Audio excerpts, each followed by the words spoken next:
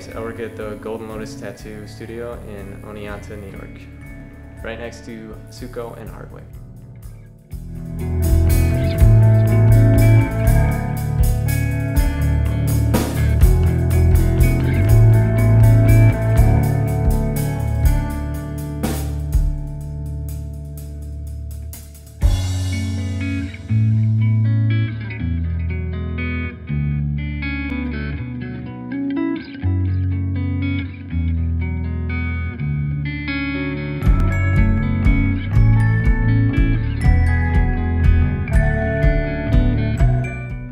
My name's Nathan Purcell, and I work at the Golden Lotus Tattoo Studio.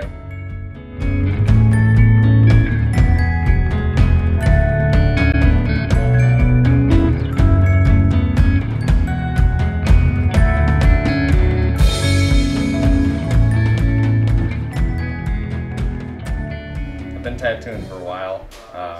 Did my first tattoo when I was 14. Didn't get into this shop until I was 19. And then, yeah, I've been working here for a couple of years now. The whole thing I've been doing about 3 years. That's with apprenticeship, drawing, tattooing my first victim, who was my friend Brandon, actually, which was pretty cool. I do a lot of work. I'm always busy tattooing, and I'll do something, I'll be like, wow, that's great, and I'll do something a day later and like it even more. I think it's all relevant to the proximity of time. Something I've done maybe 2 years ago I wouldn't be proud of, probably, because you progress in the work that you do. You draw a lot, you do a lot of artwork, and you grow. Your art vocabulary increases. So your ability does too. It's always changing. It's updating. After I started getting tattooed, I realized that it's really what you're exposed to. If you're only seeing like the tattoo TV shows, then you have a very narrow mindset of what the history, of everything that encompasses this subculture. As far as how I feel about them, I don't really have an opinion because I haven't really watched them. But I would say they're probably good for the industry because it's making a lot more mainstream. But at the same time, some people find them to be a complete joke. I've heard a lot of mixed opinions about it. I'm not really sure. I don't know. I have like this mentality where it's like, don't talk shit, but don't take shit at the same time. So I could talk a lot of shit about like Miami Ink, but at the same time, those people are very, they've all paid their dues. They're where they are because of a path they chose to take. You could look at it that way, and you could look at the whole corporate side of it. So, blah blah blah. I think generally the type of people that get tattooed are it's not as narrow as it used to be. It's not the sailors and sluts and criminals anymore. It's your mom, it's your doctor, like you were talking about earlier. Anybody really. I am actually very excited. I'm a little nervous. I came in yesterday to ask for pricing, and they said, well, what are you doing tomorrow? And I said, oh, well, nothing, I guess. I guess now I'm getting a tattoo. So I wasn't expecting to be getting it this soon. It's going on my back, a little close to my neck. So I have a very ticklish neck. I'm a very ticklish person in general. So I'm freaking out about that a little bit. I guess I can tolerate pain. I mean, if I'm going to be birthing a child at some point in life, I figure I should, take the steps towards preparing. Try to be as still as you can.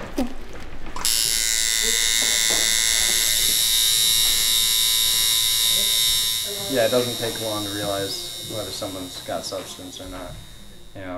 And it all depends on the situation. Always depends on the situation. If somebody comes in with a picture of a tattoo on someone else, then I know they're not really getting it for the right reason. Unless it's someone that they were related to. There's a past history behind it. But there's a lot of people that get the same tattoos as celebrities, like Megan Fox, Rihanna, all that. So, there's people that have substance, and I really enjoy them because during the tattoo session we can talk and get to know each other and just make it an experience instead of like shoe shopping, you know? It's all about the experience, I think. When my mom got her tattoo, I didn't know what she was getting, and then she came home and went, look! And like I said earlier, it's a butterfly, and then there's leaves, and then it has my name in it. She got it when she was 48. And I remember saying, oh, I'm gonna get my first tattoo when I'm 24. That awkward moment where I'm still not 20 yet. So obviously that went out the window. My dad was Mr. Mom. My mom's always working. She has to be up at 2 o'clock in the morning to go to work. And I never really got to see her because since she has to wake up so early, she goes to bed at 6. So I never really got to see my mom. So I think it was my one way of always having my mom with me even when I don't get to see her. This girl named Megan Fernandez did it for me, and the story behind it is it's the Iroquois story of the birth of good and evil. And that's basically just how she represented it. And birth of good and evil happened when, well, it started out, the world was all water at first, according to the legend. And there was creatures of the air and creatures of the sea. And then a woman was falling out of the sky, and they called her Sky Woman. And they all got together in a convention and decided that they were going to save her from drowning into the earth. So it was Turtle's job to catch her on his back. She was pregnant and she had twins, and one was born naturally, one was burst out of her side, and that was evil, and the one that was born naturally was good. And so I think it's just really important to take a look at the old stories, the old legends. My boss Jason just tattooed my leg, and it has a lot of meaning to me because of the whole story behind it. I'm not really going to get into it, but I will show you the tattoo if you want. I think a lot of it's based on fear. People are afraid of what they don't know, and people really like to have an opinion. So rubbing it in other people's faces kind of makes them feel good, you know? It's hard not to judge people. And it's even harder when they're judging you, so, you know. Like up here in upstate New York, there's really not a lot of tattooing compared to other places in the country, like Florida or California, which it's much more mainstream there. So I think that people here tend to look down upon it. It's not really that admirable of a trait according to people of the older generations. But once they take the time to get to know us, we're not really that bad at kids, you know. We're just a little crazy.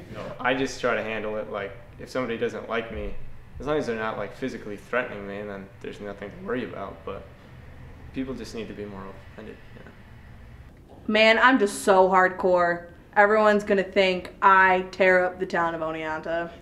No, I don't feel as if I have any sort of stigma attached to me. The stigma comes from where you place it, honestly, and I figure because it's on the back of my neck and you can't really see it unless my hair is up, no one really cares. Thus far, I haven't seen any sort of stigma attached. I have to make money. I have to pay my bills. But I also want to keep my soul. So that it's, you know, it's a big conundrum when someone comes in with an idea that I know is not going to be something they're proud of in years to come, and they're still very insistent on doing it. Usually if a situation like that occurs, I try to, you know, do my best to maybe talk them into something else that they will be proud of. And I really only try to do that if somebody's coming in here with like a corporate logo that they want tattooed on them or something like that. Corporate logos like the famous F and all that stuff, it's just bullshit. It's like somebody telling you something's cool, so you go and do it.